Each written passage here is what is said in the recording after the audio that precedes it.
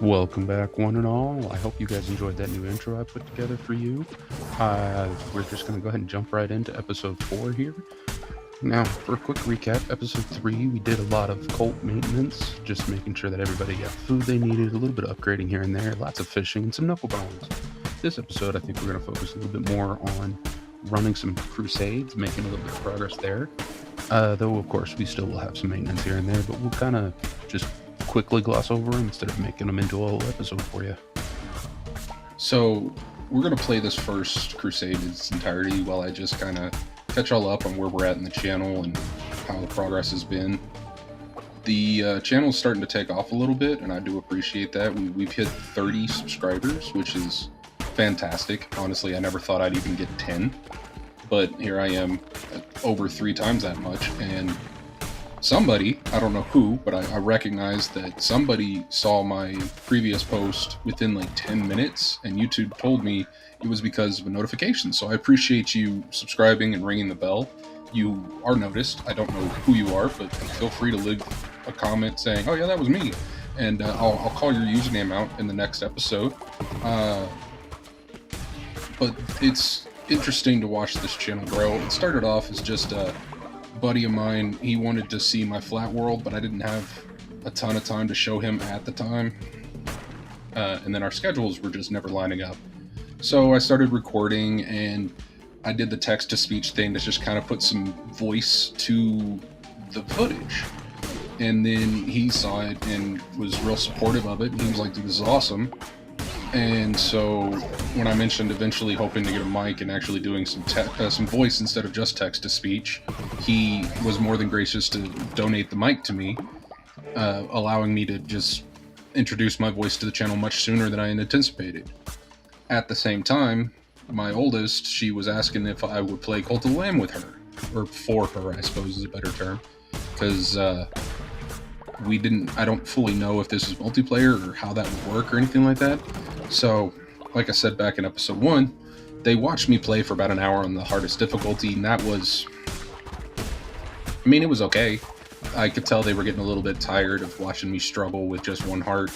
So I decided to restart, record, and edit these down so that they could watch it on their schedule instead of having to try to find time to line up with my schedule, as chaotic as it is. I don't really talk about my personal, professional life very often, but I'll give you guys a little bit of background on that. I am a plumber by trade, and so sometimes I work for 4 hours that day, sometimes I work for 12 hours that day, and it can just kind of be hard to coordinate amongst multiple people. Okay, so back to the actual gameplay. This guy, he is interesting. From my understanding, very rudimentary, very surface level at this point. Like I said, I don't do a ton of research outside of the game, and I haven't played a whole bunch past what you're about to find in this episode. He is just kind of like the tarot card guy, but he gives you an ability. That ability can range. There are so many. I haven't even begun to look through them all yet.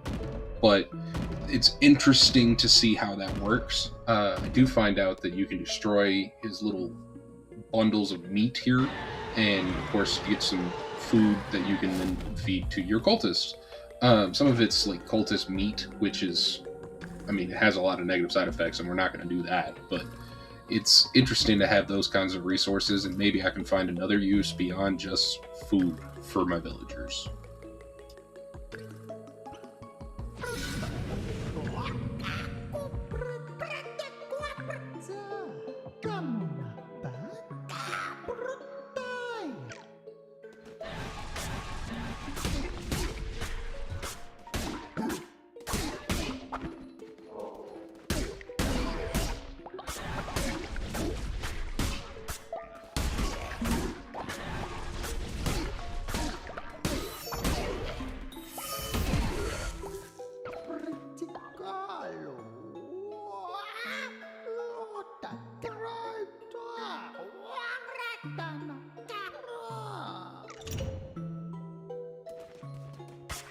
So besides just the new enemies in this new area, one thing I have noticed is the tarot guy seems to be a lot rarer. In the first area we explored, Duskwood, maybe? I don't remember the name. I'd have to look it up. But in the first area we explored, it seemed I got a tarot guy on every single enemy area that I went through. This time, it does seem to be a lot rarer. So getting that card out of the end of the first was kind of a boon. It's weird. It changes the strategy a lot when you're going from one area to another, but it's a good way to keep the gameplay kind of fresh, especially when it's just a roguelike dungeon crawler section like this. The Crusades are by far the most interactive part of this. There's a lot of cult maintenance in between, and that does take a lot of time, but this seems to be the more core gameplay loop, and I find it very interesting and entertaining to do. There's a certain level of challenge to it that I enjoy. Though, because the constant changing mechanics, it is kind of hard to put this game down. I hope that I will be able to continue to be moving forward and learning and getting better at the game.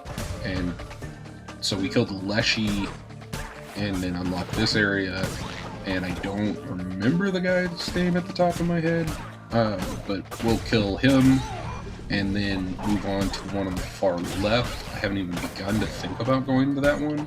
I may go back into Leshy's tunnel a few times, just sporadically here and there, get more cultists, get more resources, just kind of keep back stock of those basic things that you're going to need as you're playing the game.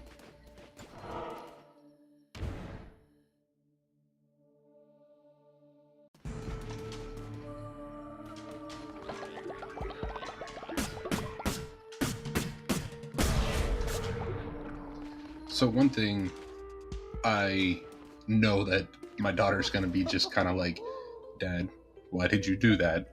Is I changed my artifact here. And I know that she's going to be like, that's such a bad artifact. At the time, I didn't really know what I was doing, but it's just funny to me to be able to look back at this in the editing room and go, oh, yeah, she may make fun of me for that. And that's part of it. Like, that's part of this whole thing, is I get to enjoy the game as I go and then enjoy being just torn apart by her in person, as she is one of my big subscribers, one of my big followers, and she does watch every episode, and I love that she does. But then occasionally she'll be like, Dad, you went to this or you did that, and you just, why did you, like, I mentioned the fishing mechanics last episode, and she did kind of bring it. She was like, Dad, the fishing's not that hard. You just have to get used to it. And I was like, yeah, I will. And then sure enough, I did. But it was just funny to see her approach me being like, it's not hard, Dad. Just do it. All right, so back at the gameplay, though. Last episode, one of my followers, I cannot remember which one off the top of my head. It's the red guy, I think. He wanted to eat another bowl of poop. So I had to get all the fertilizers to make the bowl of poop for him, and we do that real quick. Then we get that quest turned in.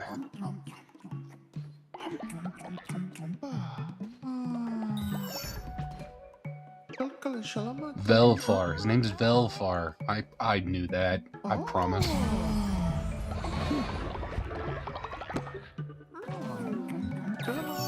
And then we got Webby up in here. And she is going to start so much. But, putting Velfar into prison real quick. Easy peasy. Immediately get him out. It's no big deal. And it's an easy faith boost. So, definitely doing that.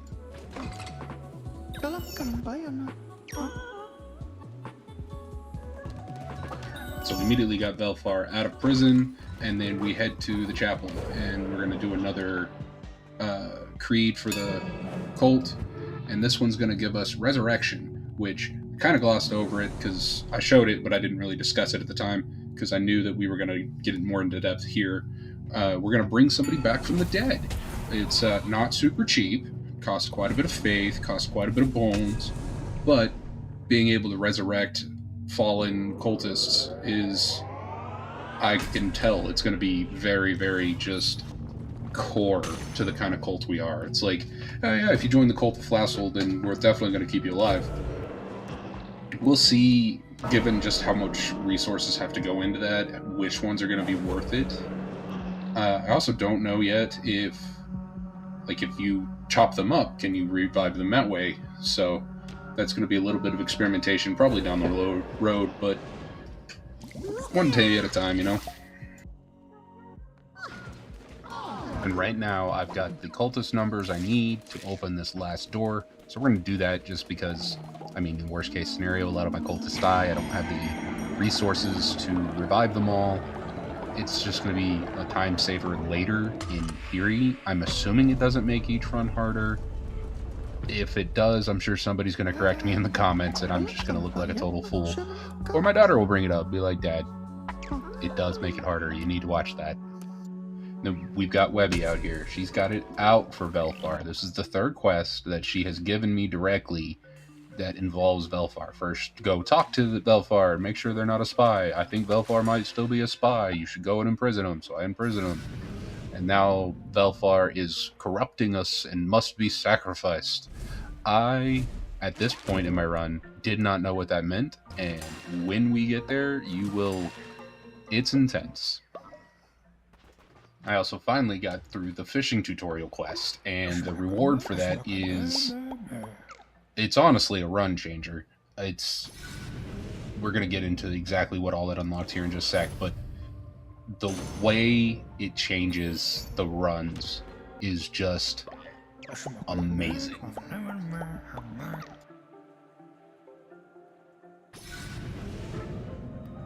Told you it would be just a sec, and I meant it would be just a sec. So the 4 gems that I got from the fishing quest, they combine to a gem that you can then turn into a different cloak.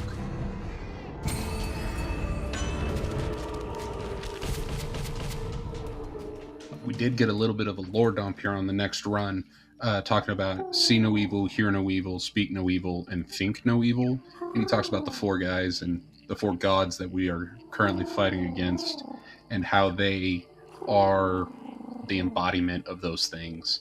And he goes into a lot of detail, and if you really, really want to know, either pause and read here, or go look it up on the wiki, because I'm moving on.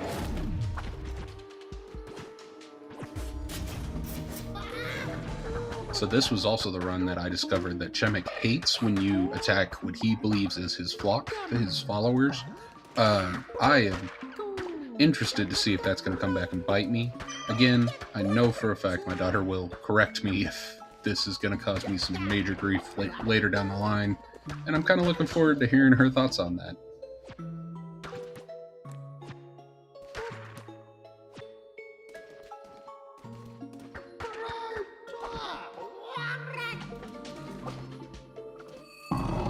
So we're going up against Gushin again here, and last time it did not go well.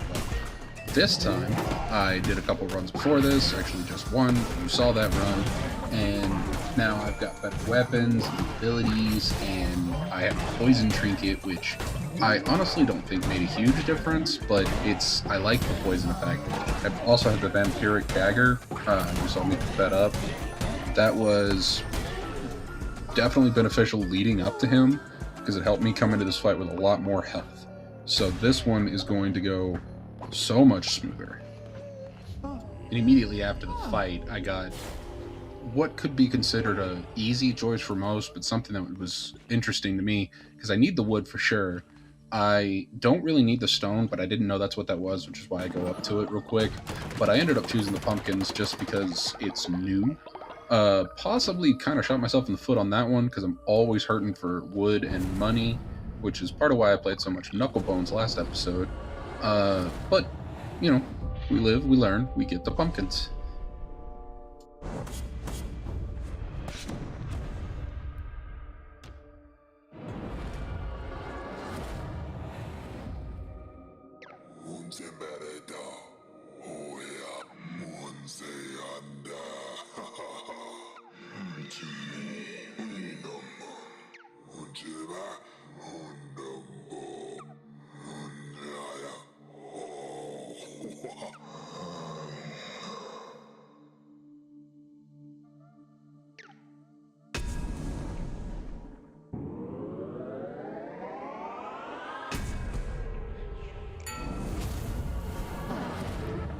we can finally complete Webby's quest, which was to sacrifice Velfar.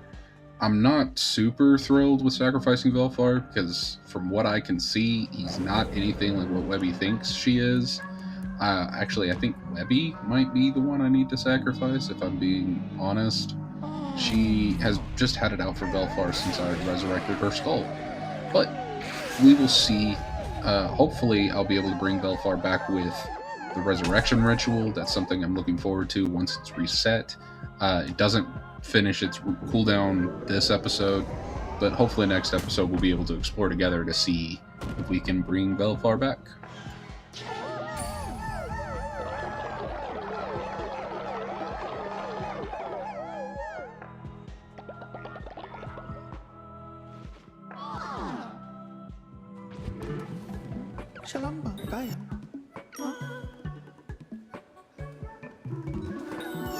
We're going to go ahead and end the episode here.